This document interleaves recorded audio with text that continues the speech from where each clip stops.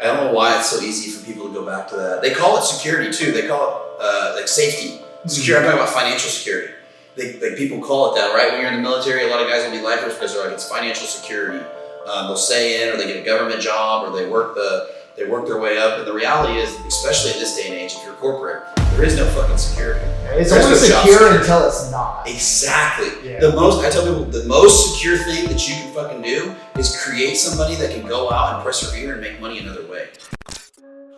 James, Devon on the mic, bringing you the hype. JD Show podcast, tune in tonight. Speaking truth and wisdom, never taking a dive. Entertaining the masses, keeping it tight. Listen up, don't miss a beat. JD Show, let's go. Flow with the flow. Knowledge and laughter, all in one show.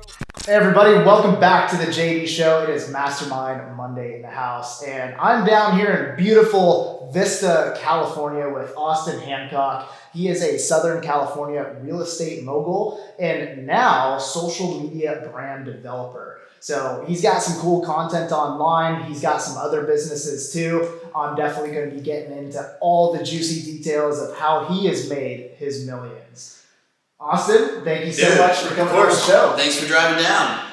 Dana Point, right? Yeah, Dana Point, not too far. Just not too far, yeah. No hack on Vista, though. We're not in Vista, though. I can't hack on. We're in like North County SD. So up by like Rancho Santa Fe area almost. Okay. No hack on Vista. But there's a little bit of a difference. Yeah, on the map, on the it map. Says Vista in big words. Really? Over there? Yeah. I'm really. We're close if you go northeast from there. Okay, all right. So I stand corrected. Admonish me. I'm not talking shit. I'm just having fun. But yeah, dude, I appreciate you coming down. Dude, super flexible. Reached out to me like, dude, let's get you on the podcast. Let's fucking riff and talk back and forth. And one thing that we have in common that's super awesome, which always makes it easy to have a conversation, is Marine Corps veterans, dude. So I love that. Yeah, I love interviewing veterans because, like you said, we just have that in common, especially being a Marine. Yeah. Infantry guy myself. Makes it easy. That's right. You speak the same language, right? Exactly. Yeah. Similar stories. So let's start there. Actually, when did you join the Marine Corps? Yeah. So I joined the Marine Corps in 2006. Man, I went to boot camp. I want to say like right at the beginning of 2006. And then so I went to boot camp for my 3 months. Came to Southern California for the first time. I'm from Oklahoma originally. So for those that don't know that, I'm from Oklahoma originally. Born in Kansas. Grew up in Oklahoma. And so the first time I really touched base in San Diego in Southern California was at that time going to MCRD. Oh, wow. Yeah. And so from there, what I did was I just went through the whole boot camp thing, and then I did my Marine Corps time. I did 4 years, and I deployed to Iraq in 07, 08-ish, like cross over the whole year through the winter. And then I also did another joint operation with the Moroccan Army, and pretty much did my 4 years and kind of got out and was kind of done. Yeah, you're an infantry guy, right? Yeah, so 0352. So I was anti-tank assaultman was my original training, like from School of Infantry. But when we actually got out there and we were in Iraq and operating, I was no longer doing any kind of tow gunning, right? There was no tanks to blow up in Iraq in 2007, 2008. Right. So what we were doing is we were doing more of a VIP security. So like I was saying a minute ago off camera, like I have photos of me with like Senator McCain when he was running for president. Whether you hate him, whether you loved him, but the fact was like it was cool to be a 19-year-old with like a belt-fed saw machine gun on my lap, shaking hands with like Senator McCain, and like getting to do some pretty wild things at a really young age, and that was one thing that I can say that the Marine Corps does give you that I really enjoyed. Right. Yeah. No, I think the Marine Corps actually, you see a lot of very successful entrepreneurs who were once former Marines. Bruce Cardenas is arguably one of the most successful guys I've had on the podcast. I know Bruce not personally, but I've been at events where he speaks or I spoke at those events as well. Oh yeah, so you know, like he was a Marine back in the day, old school. And then he was a law enforcement, and eventually he sold Quest Nutrition for $1 billion. Yeah. So it's funny how the military in general, but especially the Marine Corps, kind of just builds that base foundation of discipline that directly correlates with being successful as an entrepreneur. I totally agree. And I was actually having a conversation with one of the guys on my team here about that. He was asking me about my time in the Marine Corps. He's quite a bit younger than me. And I was like, man, there's a lot of disciplines that you learn. And even thinking back just to boot camp, right?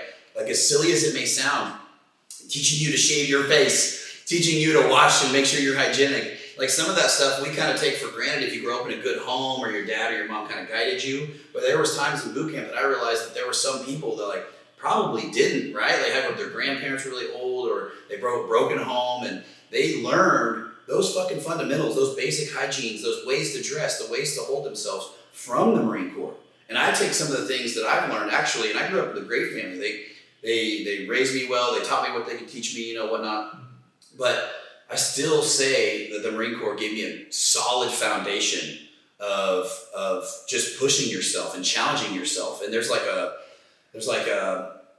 movement, right? Like when you become a Marine, it's different than if I would imagine I was in the Army, but it's like you become a Marine. There's a standard that gets set, right? So I think that's huge, man. Big time. Oh, definitely is. So when you got out, did you just get into entrepreneurship right away, or did you get to college? Good question, dude. That's a good question. So, and a lot of vets, I hope this helps any vet that watches this, but like I got out, and in 2010, things were still rattling away, in both combat zones. Things were dialing down in Iraq and whatnot, and so a lot of the guys I was getting out, I kind of felt like some were getting ready to pivot, like they were getting ready to rotate, and they were going to go to Afghanistan, and so I was a little torn, right? Whether I should stay in and go do that or not, but I just got burnt out with a lot of the stuff that we talked about off camera too, which is just like the authoritarian, control, bureaucracy, and things like that, even at that young of an age.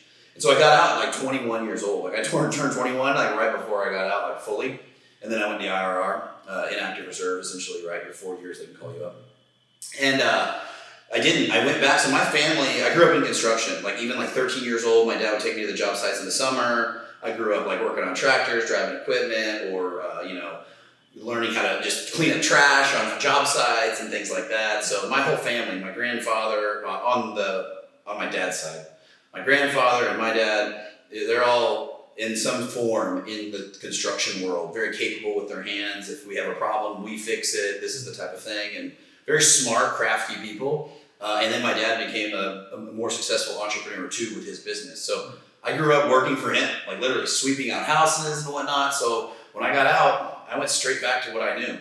And that was really the only job that I ever had, was working for a family, doing construction work and things like that.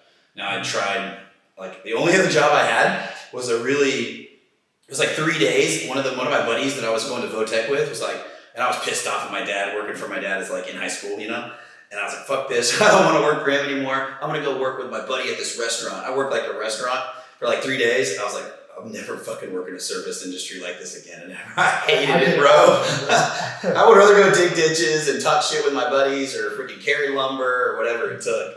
I just did not want to deal with that side of people. And so I went right back and basically groveled for my job and back, which was just minimum wage, but I was happy to go and dig ditches and stuff like that. So yeah, I got out of the Marine Corps, went right back to working for him. Glad I had a job when I got out, right? Working for family, so I'm very blessed with that. And then I kept doing it, and I moved up a little bit, but my dad's not one of those guys that's like, son, you're going to take over the company one day, or you can grow, we can grow this business, blah, blah, blah. I had big aspirations, and my father, no hack to him, it was just his business, right? It's his control, his things, and me wanting to do more was we started butting heads. The more I was like, we should do this, we can do this, we can expand this.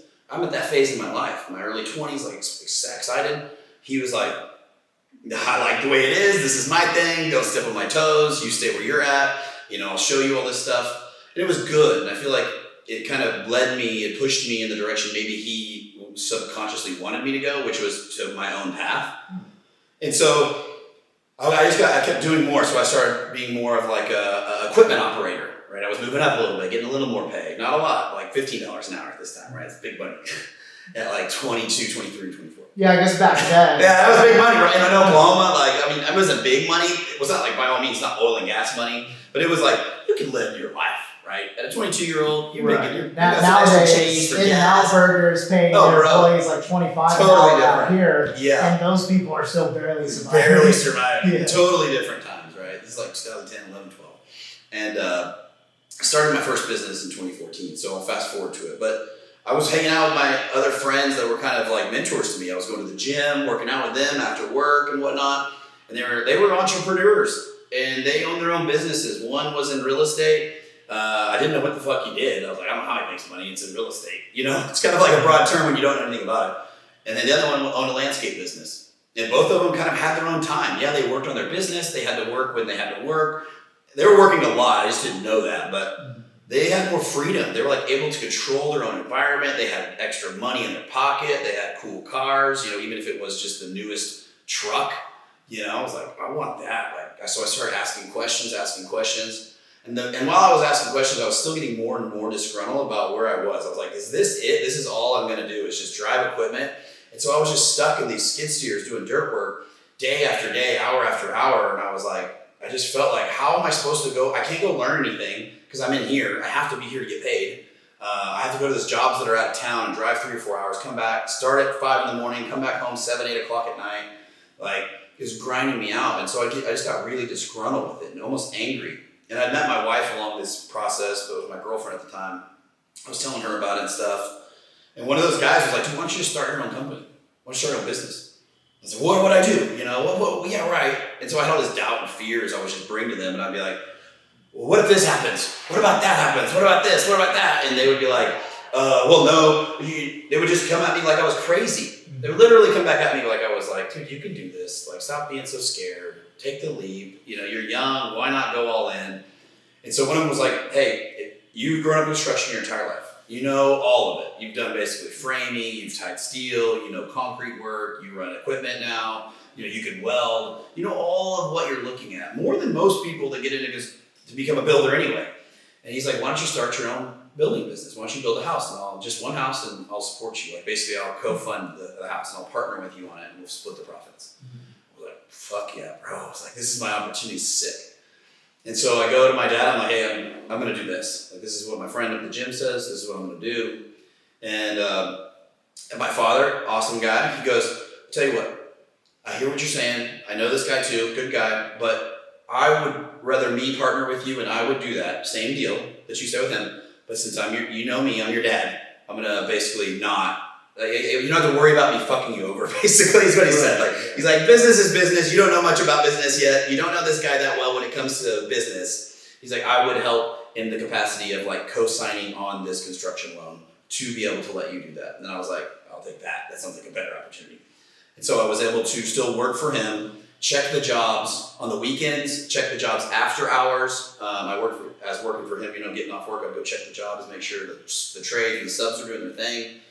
And that was a massive opportunity, and I took it, man. And I built that house. It took me 9-10 months, this first house. And I made $45,000 after I sold it. And I was like, oh, that was more than I made in a year.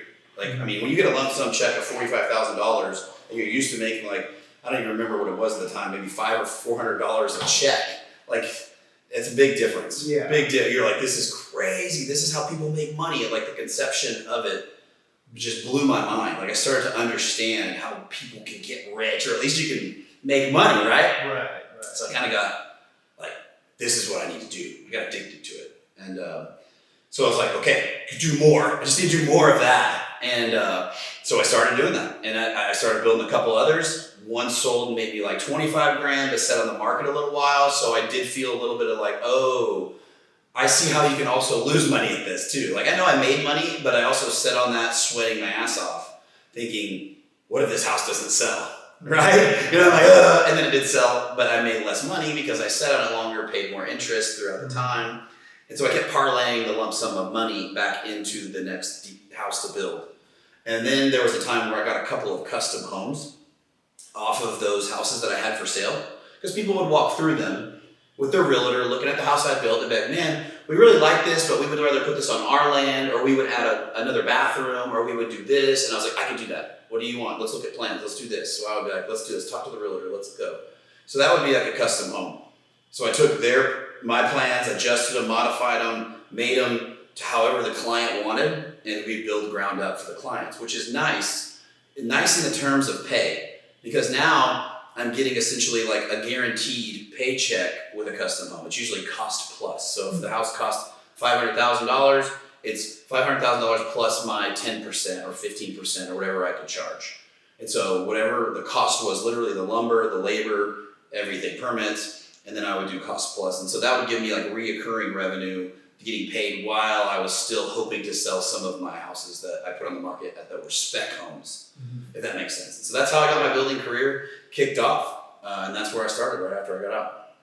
Okay, right Yeah, on. I just threw it all up at you, but like there's still a lot of story to dive into. Oh, definitely. Yeah. So you mentioned fear, and I think that is probably arguably one of the biggest things that any entrepreneur needs to get over is the fear of failure, the fear of losing it all, and that's really challenging to do. I think that's why most people who do try to get into entrepreneurship, who come across one failure, they quit, they go back to the 9 to 5, they go back to school, whatever, is because fear is just so overwhelming for most people. Yeah. And at least for myself, that's one of the things that I really appreciate about what I did in the Marine Corps was learning to not be afraid of fear. Good point. Yeah. Good like point. That's something that we learned, right? I mean, I say this to people, I'm like, all these little phrases, these little ditties we learn in the Marine Corps, right? Like complacency kills or move or die, like all this stuff you learn as even just a grunt Marine. And it really, if you look at it, it applies so much to other avenues, not necessarily to a combat aspect for sure, but it still applies to just your life in general, Yeah, definitely. Like you're a combat veteran, so you went out overseas, you had your combat deployments. So naturally, you're going to be facing like life-threatening fear directly. 100%. So I'm sure that's what helped develop you. 100%. And I make a lot of content talking about that too. Good point. Because I tell people, I'm like, at 19, 20 years old, you're signing your own will before you deploy. You're doing all the paperwork and everything you have to do legally. And who's going to get whatever crap you have, and then the money that the government's going to give you for your family. And so it puts things into perspective. And that's a great point you bring up because when I was asking that mentor of mine at the gym, when I was giving him all these what ifs, he literally looked at me and said that, which is a great point for you guys to think about. Is he said, bro, he looked at me like I was crazy. He goes, didn't you just get back from Iraq a few years ago? And I was like, yeah, bro, yeah, like no big deal. And he's like, why are you so worried about failing at business? He goes, I want you to play out what the worst case scenario is. And I'm on my mid-20s-ish at the time that I finally cracked off and started the company. And I was like, okay. And so I played it out and I was like, okay, worst case scenario, my folks are amazing people. I wouldn't want to do this, but I could live like in their basement, right? Or like sleep on the couch for a little time to get my feet under me. I had a girlfriend at the time who I was wanting to get married to. And I'm like, I guess I'd have to kind of do that. It'd be super embarrassing. But the majority of the time, these fears that we have aren't necessarily of the failures that we might face, but of what other people will think of us for failing. And so when you kind of unravel why you're really fearful, it's silly in the aspect of like, I'm not going to go for my goals, my dreams, my aspirations for the rest of my life because I'm worried about this perception that I may have in front of my bullshit friend group or people or family members that may say, told you so, that all gave up on their dreams. And so when you put that in perspective for me, it made it much easier. Because he literally said what you just said. He's like, threw it back in my face. Bro, didn't you just get out of the Marine Corps? You were just in Iraq, like you could have gotten killed, right? I was like, yeah, of course, that's what we do, bro. That's what I signed up for. Like, we're gonna go out there and do the thing. He's like, okay, so you're worried about going and taking the risk of entrepreneurship? I was like, I felt stupid. Like, he kind of threw it at me. And he's not a veteran at all, but his perspective of it was like, this is crazy. Like, why wouldn't you do it? And so that's huge. And you do crack that code a little bit by going to those things at a young age and being faced with those things because you can lean back on, oh yeah, what if, worst case scenario. Dude, I lived with 2 sea bags and a freaking rucksack, my entire life in a tiny little box for the most part. And you're like, I forgot how freeing and easy that would be to go back to if I had to, right? Right. Yeah. So, good point. Yeah, same thing for me. Like I never went on a combat deployment, but just in my training alone, like I've almost drowned 5 times. Yeah, especially being a recon Marine, dude. You guys do way too much water shit. Yeah, the training alone is absolutely insane. So like on 5 different occasions, I've almost drowned. Yeah. I've gotten rhabdo and hypoglycemia. Oh no shit, that can kill you. That can kill you 100%. Yeah, like at the same time, like. Oh really? The same exact time? In the land nav portion of training, it's intense. Like you get a random land nav cards at these different points. I ended up getting the most fucked card. You gotta go all over these. So my one point would be like over here on the map, and then I'd have to go over here. I get to that one, and it's like back to the other side where other guys, they'd be like from here to here to here to here. Oh, mine was the most randomly fucked one you could possibly have. Yeah. So I'm like sprinting the entire time with my full loadout. Just to freaking beat the time hack. Just to meet the time hack. And I got to my last point. I was out of water by then. Like, oh, dude. 0 snacks left. And I remember walking up to the finish line. I just got my last point. And I'm like starting to fade. And this black circle closes in. And I fall to the ground. I like start having a seizure. They medevaced me. I'm like, I'm like on life support at the hospital. You were close to freaking. Yeah, the freaking darkness, man. Yeah, and there's been multiple occasions that's happened to me. Yeah. And when I got into entrepreneurship, I'm like, I mean, shit, I almost died just from. I get around the mountains. Yeah. Like, yeah. You know, who cares if I fail? Like, I'll figure something out. Like, yeah. Yeah. I told you my story with the ex-wife. Like, that put me in a situation where I was living homeless as a staff NCO. Damn. Active duty. I was living in Camp Hamilton parking lots. That's fucking crazy, man. In your truck or car? First the truck for a while. Yeah. Not this truck. I upgraded since then. I assumed. But yeah, I had an older truck, so not the best. Eventually, I recovered. My family travel trailer, so I was living in that. Going to water spigots, filling that up just so I could shower, take cold showers. And you were still operating as a Marine? You still had to show up? Yeah, still active duty. It's just I was E6, so too senior to rate the barracks. Wow, dude. And she got these court orders where basically almost all of my paycheck was being garnished, which is not allowed. But she's able to manipulate the system to temporarily get You're literally broke, but you still have to show up. Yeah. I could barely afford gas. Not helping you at all in any capacity? Command didn't help at all. You told them you're talking they you're running up the everything. chain, bro. They should totally be helping out. They didn't. Oh my god, that's horrible. That's commands for you. That's fucked up. But that was the lowest point in my life. 100%. So getting into entrepreneurship was almost easy because I'm I have nothing to lose. Yeah, I'm going all the way up, right? This is rock bottom. Yeah, rock bottom, so I can only go up. Worst case scenario, I go back to where I've already been. Yeah, for sure. Worst case scenario, which you won't. If you just obviously rotate down to the civilian world, you can't even get to that point for the most part just because you can easily get a job. Like you just said, you can get $25 an hour at freaking In-N-Out. That's worst case scenario now, so it's actually better than where you were. Exactly, right? So that made it easy for me not to have the fears of failure whatsoever. Good point. And even just to become a recon Marine, I failed numerous times, going through the course. Even in-doc sometimes people try to keep trying. Yeah, I had to repeat the in-doc a couple of times. So failure is now it's a concept where I don't even care about failing. I'll hit full send if I embarrass myself, if I fall flat on my face. Don't care. Yep. And I've even gone broke again. In after business. That, I've one of my first companies was a private security brokerage. Okay. So I was making pretty good money. Then all of a sudden, one bad deal, that company goes upside down. Crushed you, Lost a lot of money. And even in working in the private entertainment industry now, being a promoter, nightlife, I've had some really good deals. And then I've had some I've come across deals where clients didn't pay out, they violated a contract that's been a setback. Yeah. And after the LA fires, I lost a lot of clients because they're now moving out of California. So it's been constant highs and lows. Entrepreneurship, dude. Yeah. I think that's another thing most people don't realize is there's going to be constant good times and then you're going to fall flat on your face. For sure. And then you got to rebuild. And it's your responsibility. That's the beauty of it, right? You're going to take, so when you see people when you see the cars or the life or whatever, take into consideration that they themselves have been through those peaks and valleys or are continuing to go through those peaks and valleys. I tell people, so I was going through a hard time in business in about 2018 and I was building still. And this is kind of when I started to realize I needed to learn about debt and becoming a real estate investor. So I was I know about building, but this has got me where I am now. And it put me in a bind financially because I couldn't sell any property. I didn't have enough jobs kicking off. And so I got in a financial bind.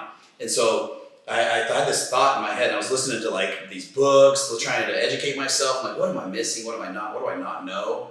And I was there's $100 million, billion-dollar companies that have gone bankrupt. I mean, look at Sears and Kmart and all of these big companies. I'm kind of unplugged myself from I'll call it $100,000 problem, right? At that time, $100,000 in cash would have solved all of my fucking problems. Like, it would have been like, yes, I'm fucking great. I'm back on top. You know, I can pay the freaking credit cards. I can pay my people. I can get all this stuff sorted out.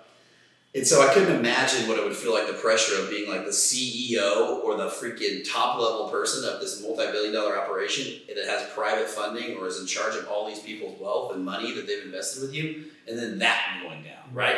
So I'm like, if they can handle that, then the feeling that I'm feeling now is the same, right? Like, so when you guys have $5,000 problems because you don't have that much money, the feeling that you feel there is also going to be it feels like the worst, right? We talk about suicide. People commit suicide for going broke when they're like, don't make much money at all. People commit suicide when they're going broke when they make a lot of money.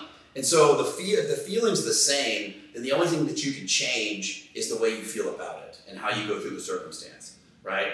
And so that was like, puts it all back on me of like, oh, when you do have failures or you do have problems, that you yourself have to become somebody that adapts to those, right? You have to become more calloused. You have to become more strong and have more solutions to those problems. Right, especially as men, like, we have to figure things out. Yeah. Us as men, like, no one's coming to our rescue. Hell no. It's actually like a lot more bullshit on you, you know? Yeah, exactly. Like, unless like we're going to get into the gay relationship now, find a sugar daddy or something. But even still, that's super rare. Women can do that super easily.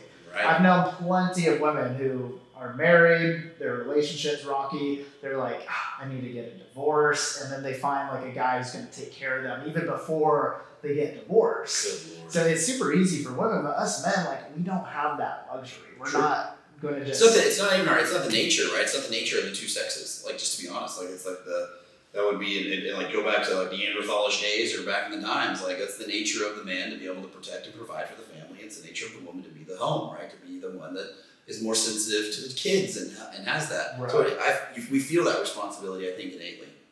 Yeah, no, definitely. I mean, us as men, like, we have to figure it out. Otherwise, no one's coming to our rescue. And I think that's why a lot of men do end up committing suicide, is because they realize no one's coming to my rescue, but they haven't developed that mentality yet of, I'm just going to figure it out. 100%. But they also have to go back to that. Anybody that's ever thinking about that kind of stuff and like feeling like they're stuck, you have to go. That goes back to like being grateful for if you have kids, if you have a wife that still loves you, either whether you're high and low, like isn't there for the money, which should be the only person that you really marry and stay with for a long time, then dude, you have a moral responsibility. Those kids don't give a shit about how much money you make as long as you're there for them, and that's another massive shift I made in my life is when I got married and when I had kids. And it wasn't just about me and me, my responsibilities, right? Or what I wanted.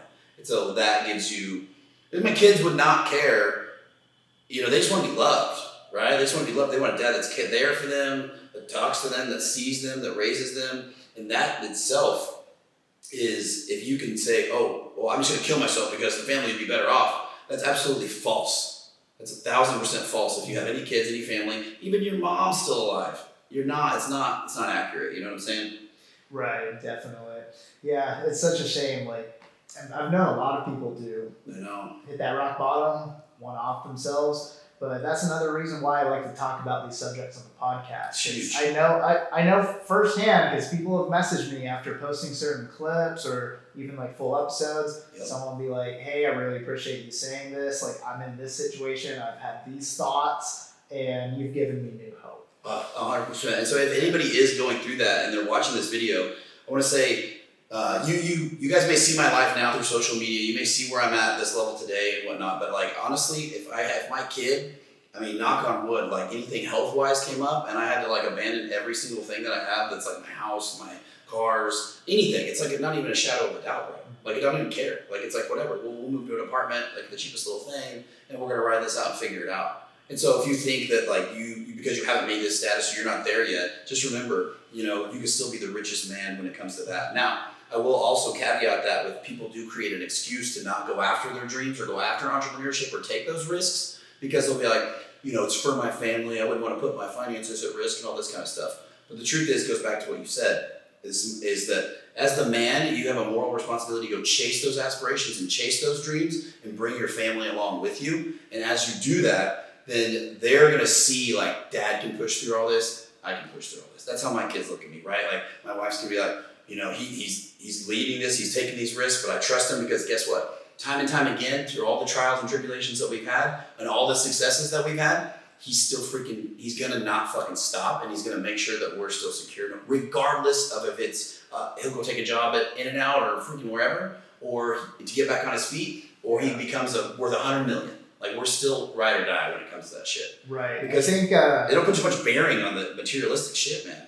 But do also not give up on those, right? It'd be like this. You see it a lot in like sports, right? When we were kids, and some of the sportsmen, they wouldn't even try because they didn't think they were going to be good enough, right? Like, and they'll make up the excuses about like, oh no, I'm not gonna do that. I'm this. But the real thing is like they're scared of stepping on the track and getting beat. But the only way that you get better and you become the person that beats other people is by stepping on the track and training and getting your ass whooped, or stepping on the mats if you're doing wrestling or jiu-jitsu, and you freaking keep getting your ass whooped until one day you don't. One day you don't, and you're like, wow, okay, I'm gonna do it again. And then maybe you get your ass whooped, and then you go and do it again. And then you keep proving yourself that you can do it and follow through with it, Yeah, big time. And I think something that's really important for people to realize is you can always rebuild. Absolutely. Albert Preciado, I had him on the podcast. He went from 7 figures to living in his car after the 2008 housing crash. And he rebuilt. Now he's got, a couple mansions in Beverly Hills. Yeah. Now he drives some nice Ferraris and stuff. Exactly. Yep. So he went from the top to the very bottom back to the top again. And he's not the only one. There's plenty of people who have done that. That first mentor that I had, the one that pushed me off into it in entrepreneurship, he went bankrupt. So that's why he looked back at me and was like, what are you talking about? He went bankrupt. He was already back up when I was talking to him. Mm-hmm. And so he was like, what are you talking? Like, as long as I can just keep going. And he said it this way. He goes, I'm going to be able to get there in half the time because I'm not going to make the same mistake. And I was like, it just clicked. I was like, it really clicked for me. Like, that makes a lot of sense. Like with anything else in life, you wouldn't give up. I have a pool in my backyard and my kids' bicycles are out front. Either one of those things, if you go ride your bike right now, if you didn't know how to go ride a bike and I was like telling you, you'd have to get on it to figure it out too. I could coach you as much as possible, but you'd have to go ride it down the fucking street to really learn how the bike felt and how to pedal and keep it up, right?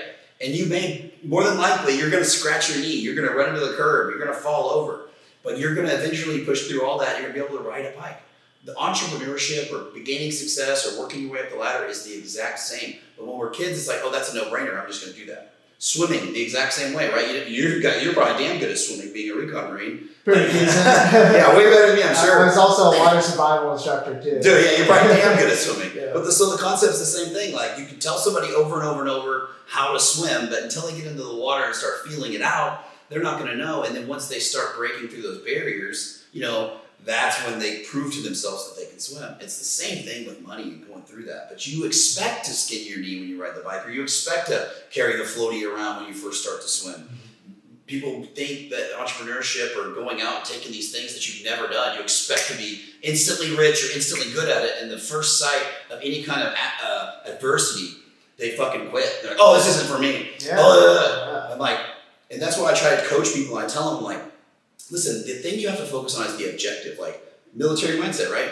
Going back to the objective. Okay, if the objective is to create financial success for my family, give them this life, give myself this life, do these things that I want to do, live out my dreams and aspirations, you may start 10 businesses and only one makes it. You may start 100 businesses. You may do 100 different things and one makes it. Those are all just different opportunities. And so you, in the military, you may have plan A, B, C, and D, right? But you're going to have the first plan, oh shit, we found out there's an ambush. We're going to go and take the contingency play. We're going to take the tertiary play. But the objective is still the freaking same.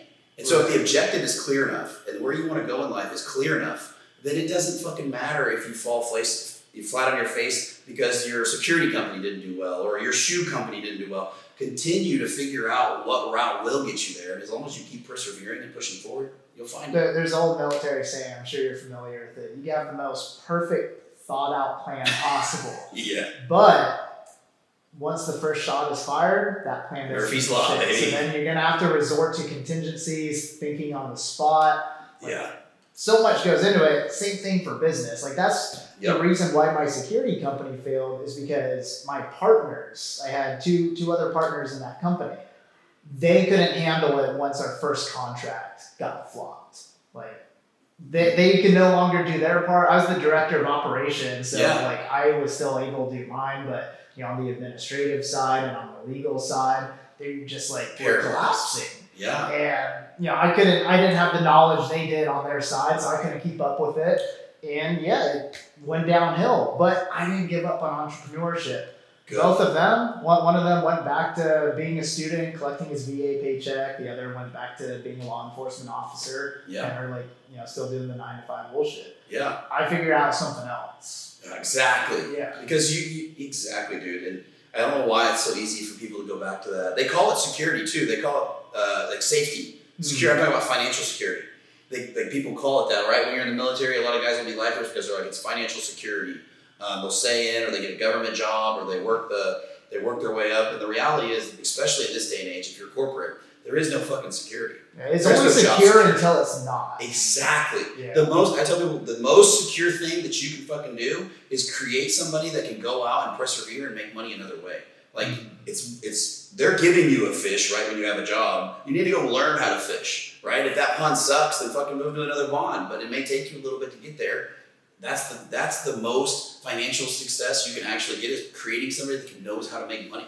Right. See, most people don't realize with these secure corporate jobs, government jobs even, all it takes is for you to piss off the wrong person, make the wrong comment online, the wrong social media post, or even just like make a simple mistake like being late to a certain meeting and then all of a sudden you're no longer favored, or getting an injury and you no longer have the capacity to fulfill that job. Yeah, or even worse, bro. Like even worse, the company head and the way they were leading it and they were operating it makes the whole company fail, and you could have been a top performer in the business. Yeah. And so now the whole company's like, yeah, hey, we're laying everybody off. I know you've been really good here, dude, and you're a high salary earner.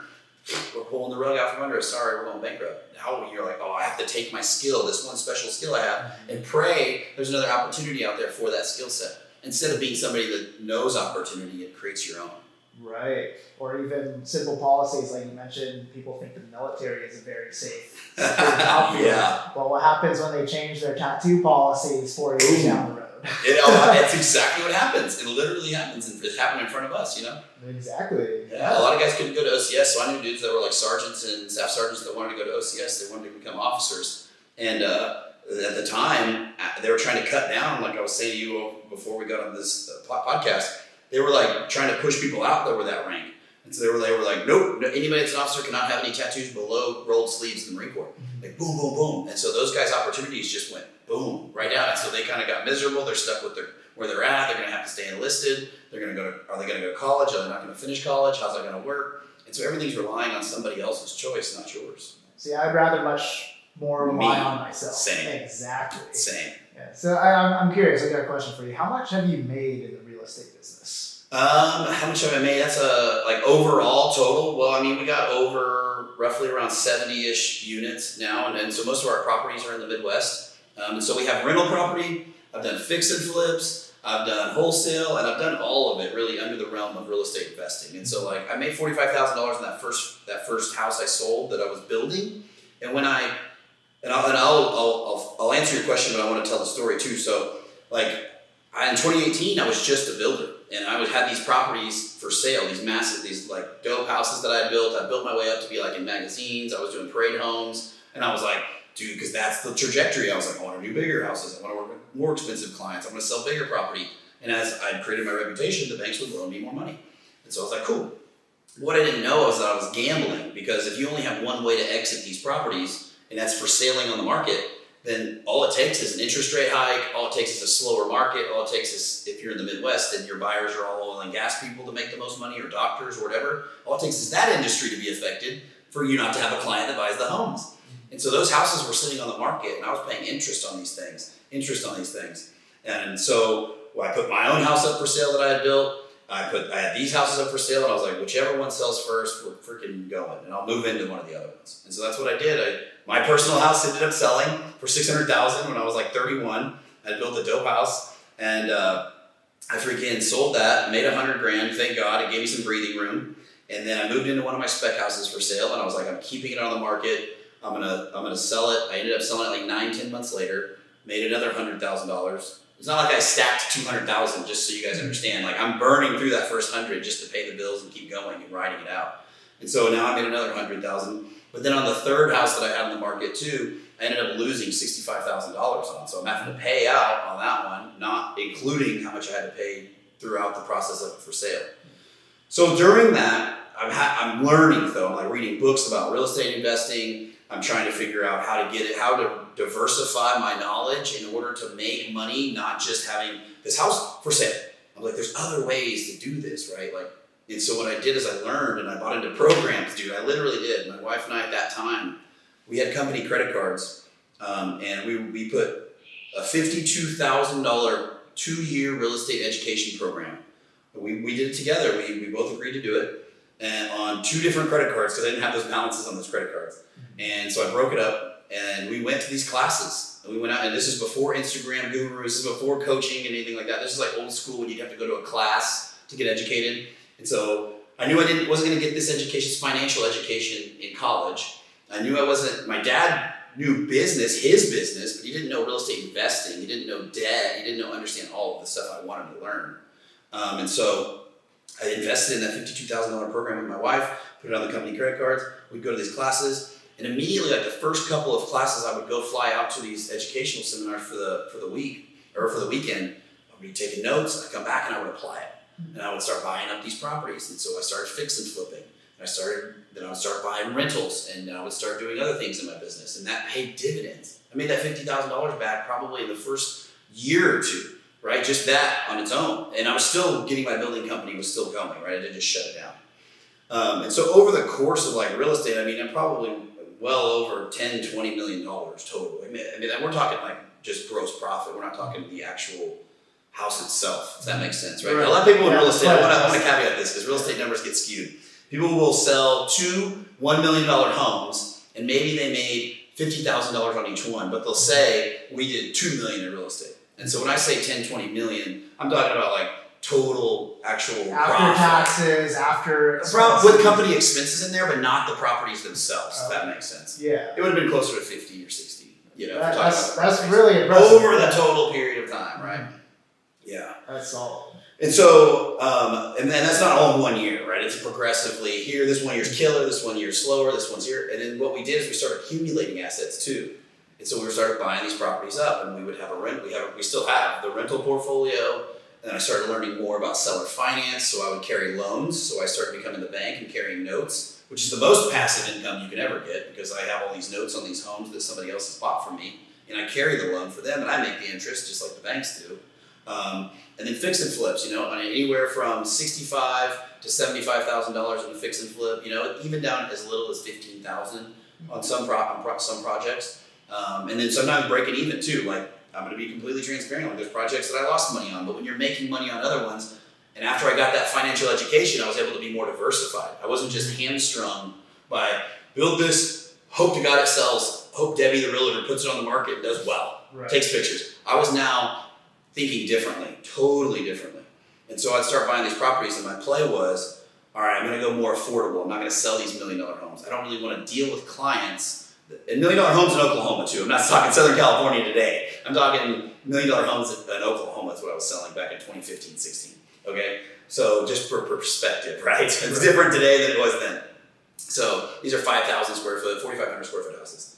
And so what I did was I was like, I need to get into something that more people gravitate towards, regardless of the economy, right? So if you look at 2008, you look at these times when the economy shifts. If you think of real estate or any kind of wealth as a pyramid, and the very top of the pyramid is the most expensive, the top, and then the bottom is affordable housing, right? The most affordable, like the ones that work it in and out, the ones that are like firefighters that are starting out, like Marines getting out of the military, whatever. People that just have a job.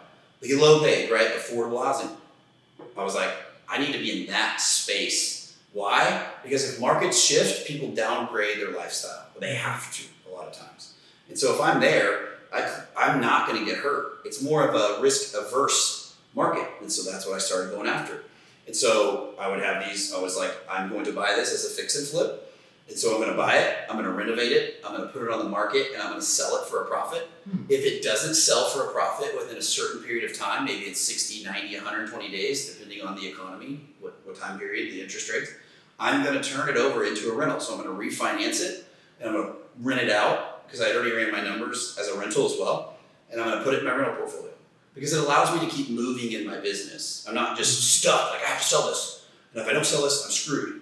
So now I'm like, okay, cool, didn't sell it in that period of time, didn't make a lump sum of money, put it over in the rental portfolio. Get another loan, do it again. And then one would sell, one would make 25 grand, one would make 40 grand, one would make 30 grand. And then one wouldn't sell at all. Keep shoveling them over there.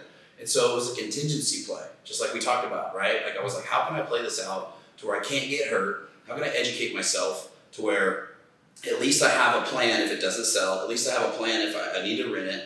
And then even as a rental portfolio, what that was allowing me to do, for everybody watching this, a little financial education, it was allowing me to take the money that I was making from the fix and flips, let's call it 50, 25, 30 grand on the ones that I was selling. You're going to collect capital gains on that. You're going to pay taxes on that. But when I was shoveling enough over here into the rental portfolio, I'm able to deduct those on taxes through depreciation. So if I make 200 grand in fix and flips this year, and I have $200,000 in depreciation in my rental portfolio, I pay zero taxes at the end of the year, and I had also built a portfolio with equity in it that was cash flowing. So now my balance sheet in my holding company looks really good, right? Like, because it's like 60% debt, it's cash flowing, all leases are in place, and so then what's the bank do when you make more money and you have assets? They loan you more money. And so they're like, so the machine can keep going and going and going. Yeah. And so that's how I pivoted out of buildings, essentially, and developing, and moved more into that kind of space and made that kind of money over that period of time. Interesting. So I have a question that's a follow-up to that. It's going to be a little bit of a longer answer, I'm sure. Sure. I have a couple of short answer questions for you.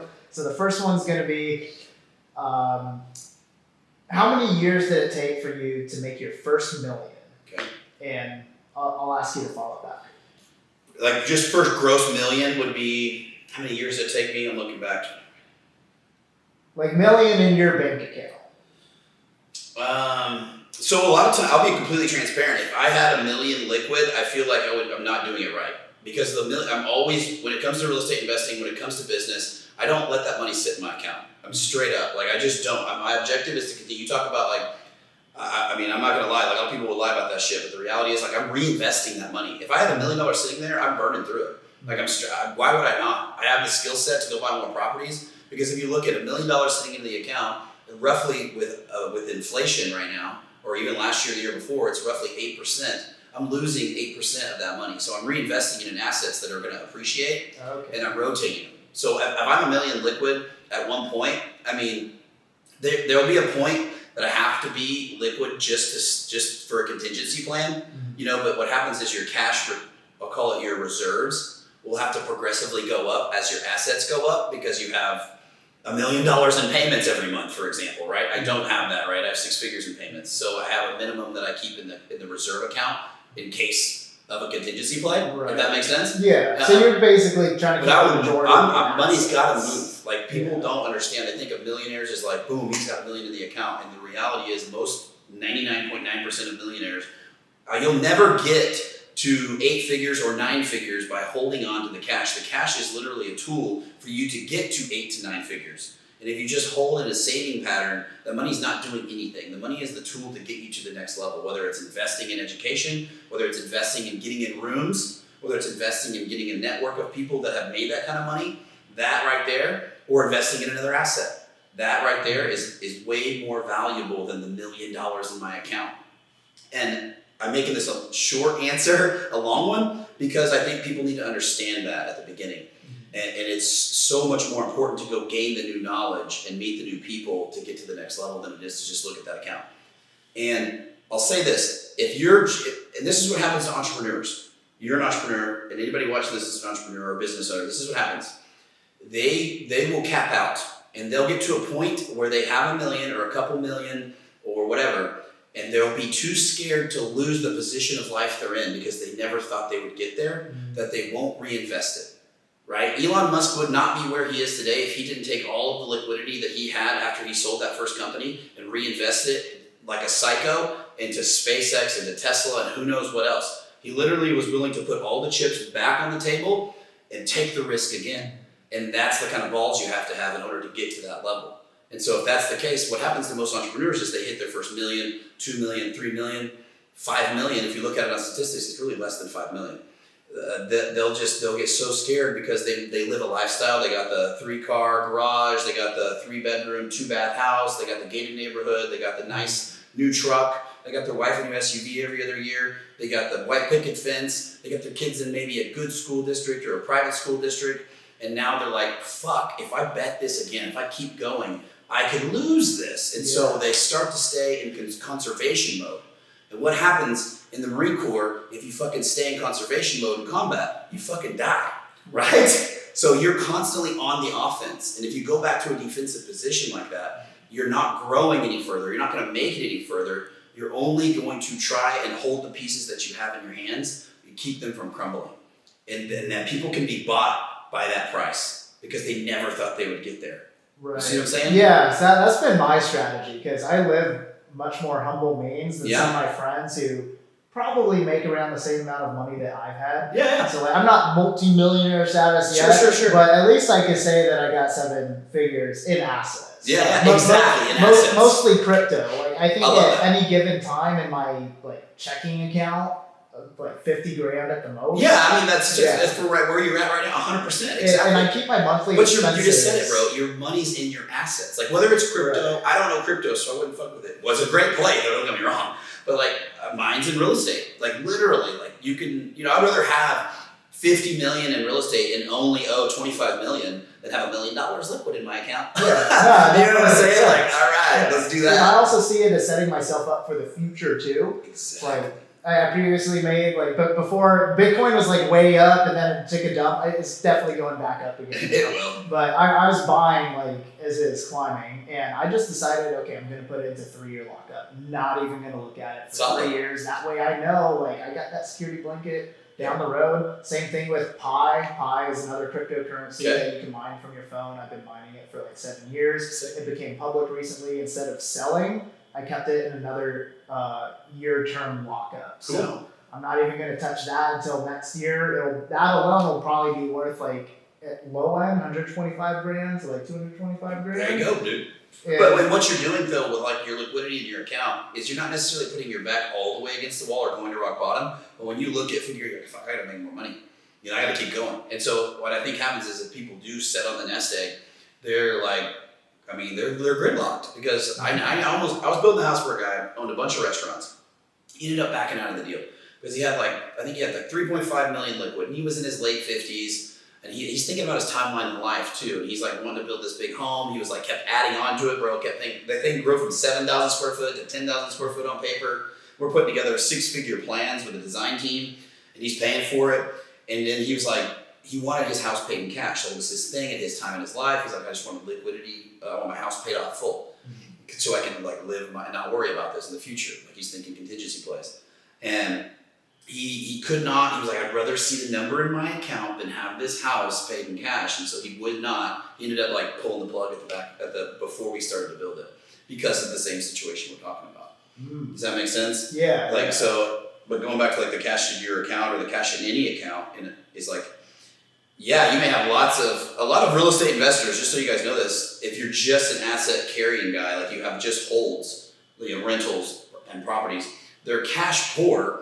And they're asset rich. And so you have to feed the beast. You have to feed crypto. You have to feed whatever asset you're looking at for a longer term investment because that's going to go up in value. But still there's things, at least in real estate and other businesses, that are going to take money, right? You got to hire more people. You got to fix the roof. You got to do all these things, what kind of asset it is. And so you need to have that liquidity there. You need to have some other source of income, whether it's fix and flips, whether it's a business, anything like that feeds these and then it continues to grow because that is the longer term play.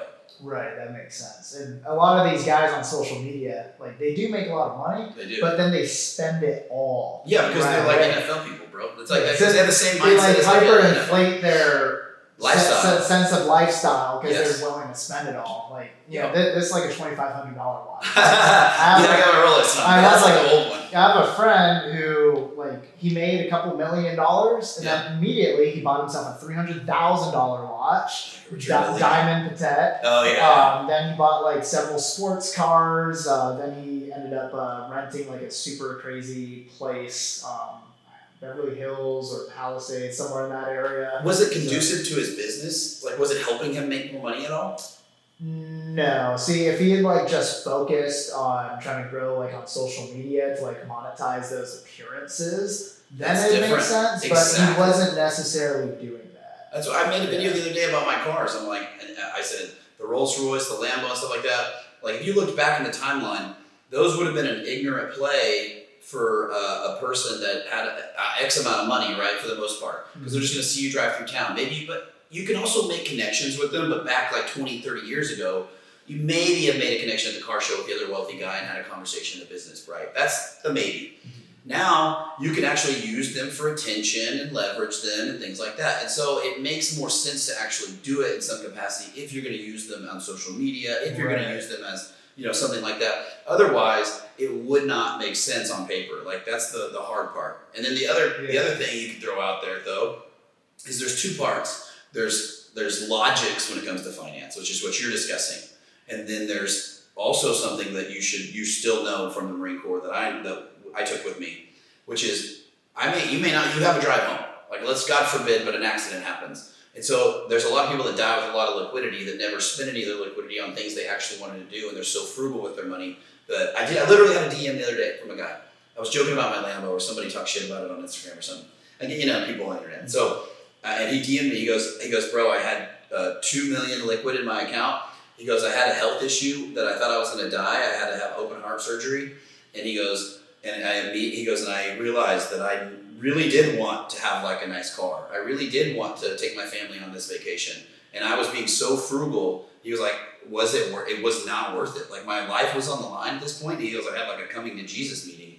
And it was like, I want to do those things. And so, of course, not take all of it and go throw it in those things because I may die tomorrow, bro. Right. But there's a balance to it. But balance is key. Yeah. Balance is key. Exactly. But that's why I personally loved the fact that when I started diving into real estate and why I really attached to it is because, one, it allowed me to have more geographical freedom because you can maintain your properties and build a team without you being there.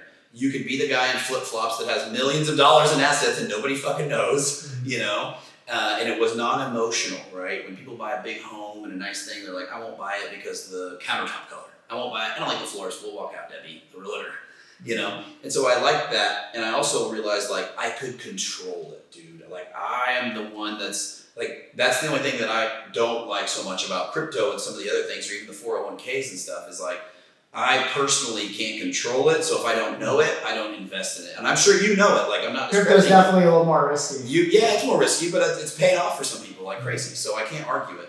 I just don't know it. Yeah, I got $7K into a random meme coin like a few months back in November, actually. Like, next week, I look at my app and it's at $45,000. I'm like, oh, that's sick, bro. That's sick. That's like legal gambling almost at that point. Yeah. And so I like the fact that like real estate I could control. I knew it was very stable. I tell people it's not get rich quick plan when you're holding property at all, whether it's commercial or anything. But it is get rich for sure, right? If you write it out, if you understand it, and you still have another source of income, if it is in real estate, if it's aligned with real estate, or it's another business, you still have that. That's why a lot of wealthy people get into real estate. And it allows them to keep more of their money because they're able to deduct on their taxes. But there's a long-winded answer. First million in business probably was like easily third year. Okay. Nice. Easily. Yeah. And then since then, what was your lowest year and what was your highest year? Oh, my lowest year was probably when I was talking about it, when I had these two properties and I was just hemorrhaging. I was hemorrhaging cash. I was trying to do whatever I could. My active income was just like chugging along as fast as possible to continue just to keep afloat. And I'm still having to like feed my family and the lifestyle that I had built, which is where having too much of the fun stuff can cost you, right. But going to that, let's go back to the cars real quick, because I think that people get hung up on that. I want you guys to understand, you can sell the car. Like, if you're in a position where you're like, oh shit, I'm kind of upside down, or the market's bad, or my business is just bad, you can sell it. If you take a loss, but you can get out from under it, right? It's easier to get out from a vehicle than it is to get out from under a freaking $7 million home at that market when the market ticks down. Right. And so being smart with how you do that kind of stuff is very important when you do spend money on things that people would say are not smart investments. I think the cars make sense for you though, because like you They said, help. images, They help, and you're transitioning into this social media business now. They do. Because you do personal brand development. Essentially. So tell me about that. Sure. So essentially what happened was that I was doing real estate investing. You heard a little bit about my story, my transition. People in my local town, my friends, were like people that I grew up with. I mean, as a builder in my early 30s, I got on the board of directors for Central Oklahoma Home Builders Association. So I was like making moves, getting into the crowds of older people. And then they're like, why would he go and become an investor? And then they kind of watched me from the bleachers and see what's going on. And then I became an investor. Like, oh, he didn't fall flat on his face. He started doing better. Like, oh shit, he must know what he's talking about. Yeah, so when I became an investor, people started seeing the difference. They started seeing like, oh, he didn't fall flat on his face, right? I was like, well, he was a builder. Now he's become an investor. We were kind of sketched if he was going to, why would he even stop doing that? It looks like he was making money and having a great time. And so I became an investor, started making money. And so people watch that, like, right? Like your people on Facebook, they can just see, or they see you around town. They're just watching you, right? Your local people for the most part. People you grew up with, people that you associate with. And so people would ask me what I was doing, my friends that I'd work out with, the gym people, you know, and they'd be like, what are you doing, dude? How are you doing it? So I'd answer them. I like wanted to see the people around me win, like, because it excites me to talk about business. That's all you think about as an entrepreneur. Right. It's like, oh, let's go. I'll go to coffee with you. I take all the meetings. I do everything because I want to see you win, bro. You just got in the Marine Corps. Cool. I'll meet you. I'll tell you exactly what I did. I'm excited, like that somebody else wants to learn this, because I'm actively doing it, and I'm like, this is so sick. And then so I was like, dude, this is cool. And I was like, man, social media is still kind of kicking up. I feel like I'm already behind the curve. I'm like, man, this is really good. I see these other people building brands and doing this stuff, getting known. I'm also learning from these people because I'm watching YouTube too now at this point. At first, that wasn't even a thing at business. Now I'm watching YouTube. I'm doing all this stuff. I'm like, I need to be doing that. I just don't know what or how. And so I started with people asking me, they're already asking me these questions on how to get into real estate. I'm going to build a program and start putting together an offer to start helping people, not just my local people, but really start helping anybody that wants to get into this game. Mm-hmm. And so I did. That was my first course or program, and it's transcended into a massive inner circle of people that are learning all about real estate and business together. And so that's what I still do. We still have that inner circle offer, and I teach people that. And so when I had that, I was like, okay, cool. And then guess what? When I started to do that, I had other real estate investors and other people DMing me once I started to get a little more following, people I didn't even know. They were like, hey man, I saw that you guys, how'd you create your offer? What got you started? And these were already people that were successful in their industry. So people that already had a real estate portfolio, maybe somebody from a mastermind I had met, maybe somebody from the gym I had met. And I was like, dude, this is what I'm doing right now. This is how I created my offer. This is how I'm targeting an audience. This is how I'm speaking. These are all the things that I went through that were hard for me, you know. And I started to kind of build it out, and then so many of that started happening that I was like, I'm going to put this into more of a blueprint. I'm going to start creating something that people can actually learn from, and I'm going to make this into an offer because they go right hand in hand. And it is the new age where people can either sell a digital product, they can just drive traffic back to their own brand or company, what they have, right? If they're even selling cups or energy drinks, everything, I'm recognizing like everything's on social media at this time. And so I'm like, dude, I need to also do that. I need to help people out. So people started asking me how to become a real estate investor, created an offer for it, started helping people out because I was trading a ton of time for it. And then same thing with social media. I was like, dude, I made X amount of dollars teaching other people and actually seeing a lot of success. So I was formulating these offers for other people. So I'm going to make it into a whole entire program. And now we've got a solid, large community of people that are making money with their either fitness program, whether they're real estate investors, business owners, any of those types of people are like, just how do I do it? Because I had the same questions and I had already solved them. I'm just offering that to them. And so they're able to scale and grow that. That's how it transcended, man. Yeah, okay. I only teach people what I've done. You're basically able to teach people how to scale whatever niche. We try to stay targeted for the most part. I really like to work with people, like if they're doing fitness, they're already like fit, right? I'm not taking it from 0 to hero. So it's like, and if they're a business owner, like what's your specialty skill? Like I'm like, okay, well, now we have to formulate this into this because that's where I was I was doing the same thing. I was like, I'm a real estate investor. I have another business. I was a builder. I'm already fit. I like fit stuff, but I don't want to go back and teach fitness. So I was like, well, what do I do? So I was searching for that, and I had to learn hard knocks of what to do, what not to do, what to charge, how to formulate it. Because at the beginning, I was trading a ton of my time as a coach, and that was taking away from my real estate business, taking away from my employees, taking away from that. So I had to learn like the pitfalls. And so what we do now is I just created a program for people to mitigate those mistakes on what we've done. Interesting. Yeah, it's incredible how powerful social media is. It's underestimated, man. It really is. And I'm 37, and so I feel like it's underestimated more towards the older demographic. I feel like I got some guys on my team and gals on my team that are like 20, 21, and even some in 18, 19, and they understand it all because that's what they grew up with. People in their mid 30s and up, they're still struggling. Like, am I playing on my phone? Should I go back to work? They're consumers of it. And I feel like my kids are 8 and 9, and they watch YouTube, right? They watch these other kids, and they're like, they want to do it. They want to get on YouTube, and it's a whole wave of things. It's going to never go away, and it's way more powerful than the mainstream media to promote your product, I mean, I watched Grant Cardone create his own fame. I watched so many people create their own fame just by putting themselves on social media and helping other people and driving an audience. Are you familiar with Mark Shapiro? Yeah. So I interviewed him on the podcast. Oh, did you really? Yeah. I figured you would because he's a real estate guy. Yeah.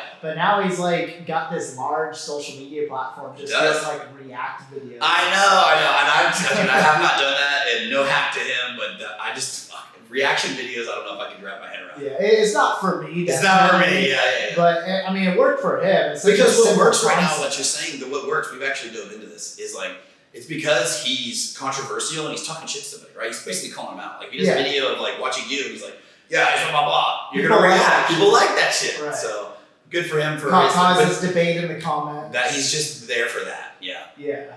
And overall, it helps him build a completely separate business, kind of like how now exactly what's happening. You got your real estate business, now you also have your social media business. Yes, 100%. Same thing happened to me. Like I was doing private entertainment promoters type stuff long before I ever posted on Instagram. Exactly. My first ever Instagram post was me out in San Diego with DJ Murphy Kennedy and like a dozen girls that I And then from there, that just opened me up to more offers, and then I started posting more and more. And now if you look at my personal page, it's like me with all these hot girls and like luxury locations and stuff like that. Dude, yeah. And shaking hands with celebrities and whatever. Dope. And that led me to my dating coaching business. There you go. Eventually, every time I go to an event, like I'd be surrounded by very wealthy single men, and they'd ask me like, "Oh, yeah," like just assuming I must know about girls, since I have all these models showing up to the event and stuff.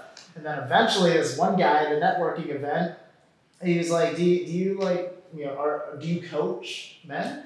And I'm like, "Yeah, I have." Like not thinking like I've professionally done it, like collecting a paycheck. Sure, but I'll help you out. I've helped friends. I've helped people who talk to me. And then he was like, "How much would you charge, or how much do you charge for your program?" Assuming that I'm already charging. And I was like, "Oh, shit!" Like real quick, I'm thinking, it's like $10,000 for three months. Yeah. And he's like, "Okay, so let's talk." You're like, "Shit, I gotta figure out all the deliverables." It's not like maintaining cool posture. Let's talk after the weekend, whatever. Exactly. And then I'm figuring it all out. Okay, like what should go into this, and then boom, next thing you know, I'm doing multiple high ticket dating and relationship coaching programs for clients I'm already working with. And then I'm able to convert that into a low ticket program. So I just wrote a book off everything that I know. Had ChatGPT edit, make it flow a little bit more smooth. Sick. Then I hired a Fiverr editor to publish it into a nice looking PDF. And now I'm able to sell that for $7 to anybody online. I love that. All because of social media. How does that offer do? The $7? We just started last month. Cool. So we got a few coming in, but like any business, eventually the numbers are going to roll. 100%. But that's it. And so for anybody that's watching this, that's like, thinks about because you do see a lot of bullshit, right? You see gurus, you see a lot of hype, and I get it. I get what people are seeing. But the reality is, dude, I wished when I was 20 years old, or even getting out of the Marine Corps 21 years old, that I could have, I bought into a 2-year program. This is old school, where I would go to these events once a quarter with my wife, fly out to the hotel, sit in the seminar room of 20 people in my classroom, and I would learn, and then I'd go try to apply it.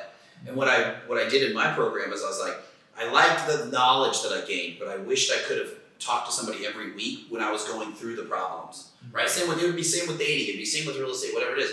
It's like, I would, while I'm going through the issue, I'd be on the call, a weekly call, I'd be like, hey, what do you do when this happens? What do you do when this happens? What do you do when this happens? And bam, I can implement it faster.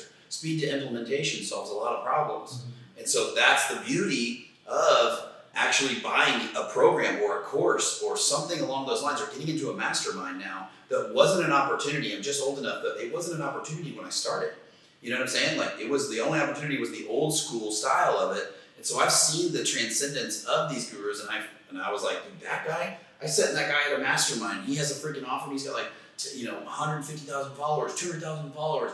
I know just as much about real estate as that guy. I know what he has in his portfolio. And I'm like, oh shit. And because I was still so in my business, so grinding out what I was doing, I was like, and I was getting the questions. It was kind of like, well, I don't have time for this person over here unless I made it into something that they paid me, and then I could make it into something that actually could help them out, right? What I'm saying is that it's a tool that's very new for people. If you look at the timelines, to learn from a specific mentor, you can reach out on social media to somebody that's gotten or done something that you want to do, and that wasn't around before, dude. When I was starting out, still I was on the back end of this, it was who you grew up around. Maybe I knew you from high school and your dad did dental work and I wanted to start a dental practice, or I wanted to get a job, or oil and gas, or who your dad knew, or who your family knew, or who you went to church with. That was your opportunity. That's how else will you go in it? Or you go to college and you go find somebody else that can teach you, or you apprentice somewhere. There was no way to immediately reach out and learn from somebody for something stupid as cheap as $10,000, even $20,000 to learn how to make $1 million in the next 5 years. That wasn't a thing. You'd have to read the books. You'd have to go find somebody that could dedicate the time or hope to have a connect. And still have to figure out your own way. Still have to figure it out. And I'm like this. You guys could lose a couple $100,000 doing this wrong in the first year. Yeah. You know what? Or you could lose, and when it's social media, you could lose a ton of time. You could lose all of this and then go back to being the guy that's like, I tried that and I'm pissed off, and then cuts it out. Right. But it could have been a great opportunity. Now some of these social media coaches and stuff offer do it for you programs. Right. So shout out to my buddy Paul Alex. That's what he does. He builds it all out. Yeah. So he has a few different coaching programs. He's worth a few $100 million. He's a very successful guy. Yeah. But one of his businesses is so simple, it'll blow your mind. ATMs. So he has he sets up ATMs and payment processors all across the country. And then he also has a coaching program that helps people build their own ATM and payment processing business. So he'll have the system where you can pay a lower price, just learn how to do it. That also gets you your first machine, and then you can do all of your consulting to get it placed or whatever. Or you pay a more premium amount that gets you your first machine plus to do it for you. So he has a team that will make the right calls, get your machine placed. And then from there, you could just keep building onto your portfolio. Exactly, man. Yeah. And that's because what you just said, it's worth it. You're paying somebody to start a business that could cost you 10 years of mistakes and 10 years of grind, and somebody else has already done it. It's so powerful to learn from them, whether it's branding, real estate, ATMs, dating. Why not? Especially you're cutting a check for speed, man. You know how many men lose it all from? Yeah, one woman? Yeah, no shit. Yeah, the truth. Yours is literally wealth preservation almost. Exactly. Yeah. You got to be able to spot the red flags. Exactly. Save yourself a huge headache down. 100%, dude. 100%. Yeah. What other questions do you have? See, is there anything in particular you want to cover? So that pretty much got everything that I prepared for. Yeah, no, I love it, man. I hope we provided a ton of value with this, and I think that, even one thing we didn't discuss though is just the connections. You just talked about a lot of people that you met through your podcast. That's huge, right? The connections you end up making. People I'll become friends with on social media, like you now, right? I'll connect with you and we'll still be friends. One, we had Marine Corps comments, that would have been easy. But two, business. Not a lot of people, you're putting yourself on social, you're running a business. So we have a lot of commonalities, dude. When you're going through a struggle or I'm going through a struggle, it's nice to be able to have that friend group that's aligned with you in so many aspects of where you're going in business. You know what I mean? Yeah. You meet your true group of people that are going after the dreams and chasing the things that you kind of want to as well. Through social media, be social. Connect. Exactly. You see my WhatsApp. I got Yeah. thousands of contacts from people that I've met through different, like showing up to live networking events, social media. The podcast is always great. Podcasting is an excellent way to network because it gives, like, as the podcast host, it does give you access to people who may not have a purpose to talk to you. Other than that, that's true. Yeah, so then you're able to get into their networks and then be able to provide them some type of value up front, whether it's a connection from someone else that you've interviewed. Exactly. So it's a phenomenal way to network, and Yep. it does help expand the social media too. It's like you can take these raw files and you probably got content to post for a month now. Exactly. And we have a whole media team that'll take it and chop it and use that stuff. There you And so, go. and what people need to understand is like that, what we just discussed, nobody was privy to that unless you were connected with those type of people before social media. Right. You know what I mean? Like Right. if you went to college with, Zuckerberg and you had to connect with him and you had something in common with him and he connected you with this guy, like the opportunity. That's why the rich people literally send their kids to Ivy League schools is only to be connected with certain people. It's not about the education as much as it is about, oh yeah, my son played ball with this guy. Wayne Gretzky's kid. My son did this, my son did this. And so that's huge. But now you have that opportunity sitting right in front of you guys with social media and you need to take advantage of it. Oh yes, big time. I actually have a strategy book that I'm about to publish on my website to teach people how to network with social media. Good, because That's going to be a powerful guy. massive. Yeah. That's how I got to where I'm at now. Hell yeah, man. I love it. Yeah. Well, Austin, it's been a Absolutely. pleasure, my friend. Thank Yeah. you so much for coming on the For show, sure. and thank you for hosting this episode in your beautiful home. Of course, man. If you guys want to follow me or you see any more of my content, have questions about the programs, make sure you hit me up on Instagram. It's at Austin.Hancock1. Austin.Hancock1. I'm on YouTube, Instagram, TikTok, but we just kind of throw it out there. But make sure you DM me on Instagram or reach out in some capacity. Love to help you guys. Love to connect with you guys just like we talked about. There you go. And for my audience watching, thank you for tuning into this episode. It's been another Mastermind Monday on the JD Show. If you're not subscribed yet, hit that subscribe button. We're trying to get up to at least 6 figures in subscribers this year. It's only the second year of the show, so help us grow, guys. We really appreciate your attention. Be sure to also smash that like button. And finally, drop a comment section in the comments below because the YouTube algorithm gods especially really favor comments these days, so all of them help. Spam the comment section, drop some nasty comments. I don't care. Just drop a comment. Thank you guys for tuning in, and we'll see you next time.